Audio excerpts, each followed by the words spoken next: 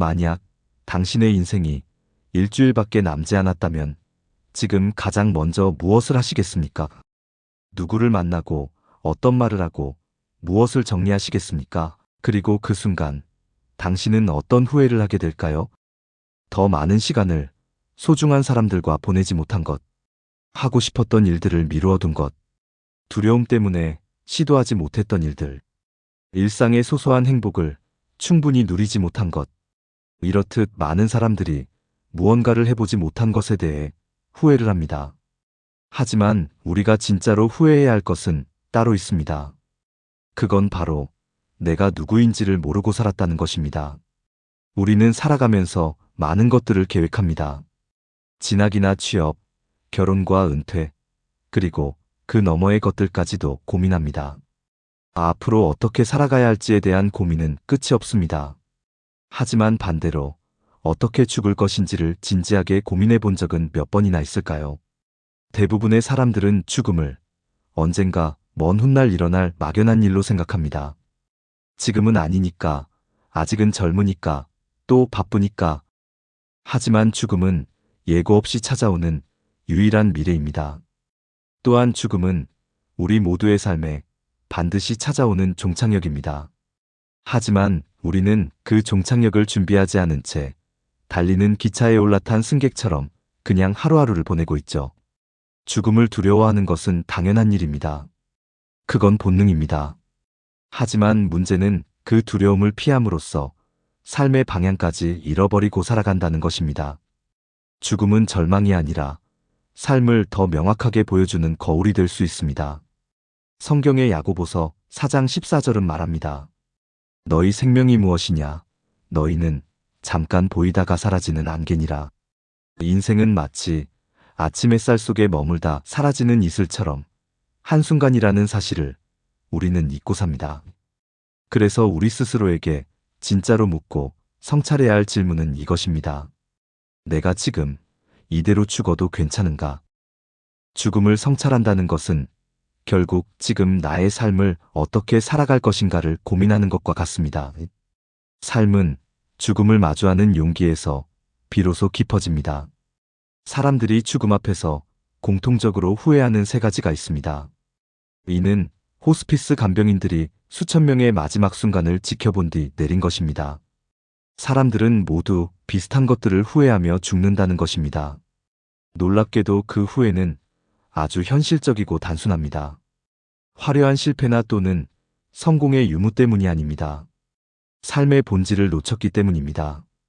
첫 번째 후회는 내가 진짜로 하고 싶었던 일을 하지 못했다는 것입니다. 사람들은 자신도 모르게 대부분 타인의 기대에 따라 살아갑니다. 부모의 기대, 사회의 시선, 상사의 눈치. 그런 것들 때문에 자신이 진짜 원하는 삶을 점점 뒤로 밀어버립니다. 지금은 바쁘니까 좀 더 안정되면 애들 다 크면. 그렇게 미루고 미루다 어느 순간 돌아보면 기회는 이미 지나갔습니다. 두 번째 후회는 사랑하지만 용서하지 못한 사람을 남겨두었다는 것입니다. 용서를 미루다가 사랑한다는 말을 전하지 못한 채 그 사람이 떠나버렸습니다. 사람들은 죽기 직전이 돼서야 마음의 짐을 내려놓고 싶어 합니다. 하지만 마음의 문은 너무 오랫동안 닫혀 있었고 그 기회를 놓친 후엔 그저 눈물만 흘릴 뿐입니다. 세 번째 후회는 더 많이 나누며 살지 못했다는 것입니다. 돈이 더 생기면, 시간이 더 생기면 그때 나누겠다고 하는 사람들이 많습니다. 하지만 진짜 나눔은 얼마나 가졌느냐가 아니라 마음을 열고 베풀 준비가 되어 있느냐의 문제입니다. 이런 세 가지의 후회는 결국 하나의 질문으로 귀결됩니다. 나는 누구로 살았는가입니다. 진짜 나로 살지 못하고 세상의 틀, 타인의 기대 속에서 내 삶을 조각조각 나눠 쓰다 보니 죽음 앞에 섰을 때 내 인생이 아닌 것 같다는 허무함만 남게 되는 것입니다.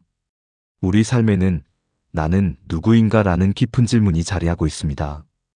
혹시 이 질문 앞에서 잠시 멈춰 생각해 보신 적 있으신가요? 막상 답을 찾으려 하면 그리 쉽지 않다는 것을 느끼게 됩니다. 우리는 흔히 스스로를 내 생각이나 내 감정과 동일시하곤 합니다. 어떤 이들은 이 몸이 바로 나다 라고 말하기도 하죠. 하지만 그것만으로는 우리의 전부를 설명할 수 없습니다. 그것들은 그저 껍데기일 뿐입니다. 기억을 완전히 잃어버린 사람을 예로 들어 생각해 볼까요? 기억이 사라졌다고 해서 그 사람의 존재 자체가 사라졌을까요? 아니죠. 분명 그는 여전히 존재합니다. 자신이 누구인지 기억하지 못할 뿐, 그 밑바탕에 있는 존재하는 자는 그대로 있습니다. 바로 그 존재하는 자가 우리의 진짜 모습, 진짜 나입니다. 그리고 성경적 관점에서 볼 때, 이 진짜 나는 하나님의 생명과 연결될 때 비로소 온전한 의미를 갖습니다. 만약 그 연결이 없다면 우리는 어떤 삶을 살아가든 마음 깊은 곳에서 설명하기 어려운 공허함을 피할 수 없습니다. 성경은 우리 모두가 그리스도 안에서 창조된 존재라고 말합니다. 그렇기에 우리가 그분 안에 거할 때 비로소 진정한 의미에서 내가 누구인지를 발견하고 이해할 수 있게 되는 것입니다. 성경은 이렇게 말합니다. 내가 사는 것이 아니라 내 안에 그리스도께서 사시는 것이라. 이 말씀은 단순히 머리로 이해하는 교리적 선언이 아닙니다. 이것은 우리의 실제적인 존재에 대한 선언입니다. 내 감정과 내 생각, 그리고 내 기억과 내 의지와 선택들, 그 모든 걸 내려놓았을 때 내 안에 살아 역사하시는 그리스도의 생명을 통해 비로소 진정한 나는 누구인지를 깨닫게 된다는 것입니다. 이렇게 진짜 나를 알지 못하고 살아간다면 우리는 자신도 모르게 세상이나 다른 사람이 만들어 놓은 인생을 살 수밖에 없습니다. 그것은 가짜 성공, 가짜 행복, 가짜 만족을 좇는 삶입니다. 그리고 삶의 마지막 순간에 이르러서야 이렇게 한탄하고 맙니다. 아, 이것은 내가 살고 싶었던 진짜 내 인생이 아니었구나 하고요. 흔히 죽음은 모든 것의 끝이라고 생각하지만 성경은 그렇게 말하고 있지 않습니다. 오히려 역설적이게도 그 죽음을 미리 경험하는 것이야말로 삶을 두려움 없이 온전히 살아가는 길이라고 합니다. 죽음을 미리 경험한다는 말이 조금은 낯설게 들리실 수도 있겠습니다. 하지만 이것은 깊은 영적인 의미를 담고 있습니다. 사도 바울은 이렇게 고백했습니다. 나는 날마다 죽노라. 이것이 바로 그 의미입니다. 예수님은 단순히 우리의 죄를 대신해 죽으신 구원자일 뿐만 아니라 우리가 그분의 죽음 안으로 함께 들어가 옛사람이 죽고 그분의 부활 안에서 새로운 생명으로 다시 살아가도록 부르신 분이십니다. 하지만 안타깝게도 많은 그리스도인들이 예수님의 죽으심과 부활은 믿지만 그 믿음 안에서 자신의 옛자아가 함께 죽고 새롭게 살아났다는 사실은 삶 속에서 온전히 경험하지 못하고 있습니다. 예수님의 부활은 기쁨으로 찬양하지만 바로 그 부활의 능력이 지금 나의 삶 속에서 역사한다는 사실은 실감하지 못합니다. 이것이 바로 많은 이들이 실제 육체의 죽음 앞에서 당황하고 두려워하는 이유입니다. 왜냐하면 자신이 죽어본 경험, 즉 옛자아를 십자가에 온전히 내어드린 경험이 아직 없기 때문입니다. 반대로 자신의 거짓자아가 그리스도와 함께 십자가에서 죽고 그분 안에서 새로운 생명으로 살아나는 것을 날마다 경험하는 사람은 더 이상 죽음을 두려워하지 않습니다. 왜냐고요? 그가 이미 죽었기 때문입니다. 그가 이미 자신을 내려놨기 때문입니다. 죽음은 우리를 겸손하게 만듭니다. 죽음은 우리의 끝없는 욕망을 멈추게 합니다.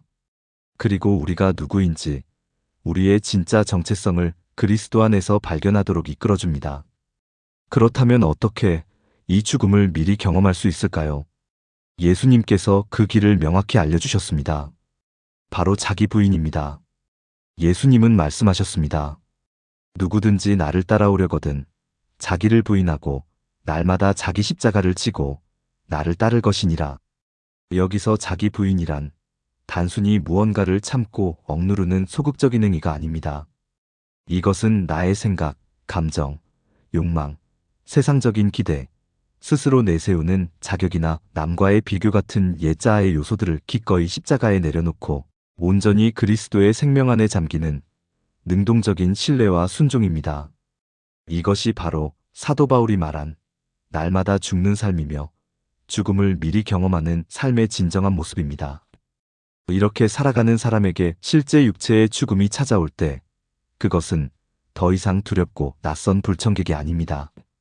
오히려 그 죽음은 이 땅에서는 온전히 경험하지 못했던 참된 평화와 영원한 영광으로 들어가는 문이 되는 것입니다.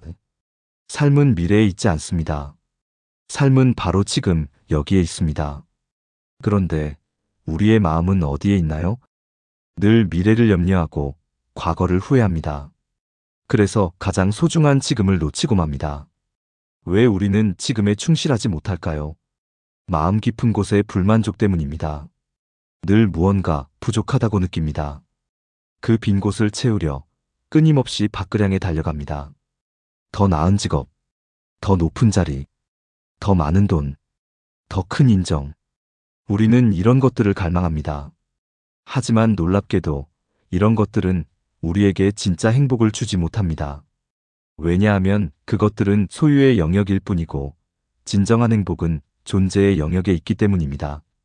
진짜 충만한 삶은 지금 이 순간 내가 누구인지 알고 살아가는 것에서 시작됩니다. 지금 여러분은 숨쉬고 있고 걸을 수 있고 말할 수 있습니다. 이 당연한 것들이 죽음을 앞두면 모두 기적처럼 느껴집니다. 내 다리로 걷고 싶어요. 내 입으로 밥을 먹고 싶어요. 인공호흡기 없이 숨쉬고 싶어요. 그런 말을 하는 사람들의 공통점은 지금 이 순간의 은혜를 너무 뒤늦게 깨달았다는 것입니다. 우리는 늘 부족하다고 느끼며 지금 가진 것을 감사하지 못하고 미래에 있을지도 모를 무언가를 끊임없이 쫓고 있습니다. 하지만 여러분, 이러한 모든 것을 이미 가진 사람이 있어서 소개해 드리려고 합니다. 그가 누구냐고요? 그 사람은 바로 지금 이 순간 주어진 삶을 감사하며 살아가는 사람입니다. 지금 여기 바로 이 자리가 하나님이 임재하시는 자리입니다. 우리가 이 순간을 놓치지 않으면 그 어떤 상황 속에서도 기쁨과 감사와 평강을 경험할 수 있습니다. 그것이 바로 영원한 생명을 오늘부터 누리는 삶입니다. 죽음을 준비한다는 건 결코 무섭거나 어두운 이야기가 아닙니다. 오히려 그 누구보다 지금 이 삶을 진짜로 사랑하겠다는 고백입니다. 유튜브 예수킹은 당신의 오늘이 그리고 마지막 순간까지 후회 없는 삶이 되길 진심으로 응원합니다. 여러분, 이 영상이 마음에 울림이 있었다면 구독과 좋아요, 알림 설정까지 부탁드립니다. 그럼 지금 이 순간 여기에 함께 사는 삶으로 살아갑시다. 다음 영상에서 다시 뵙겠습니다.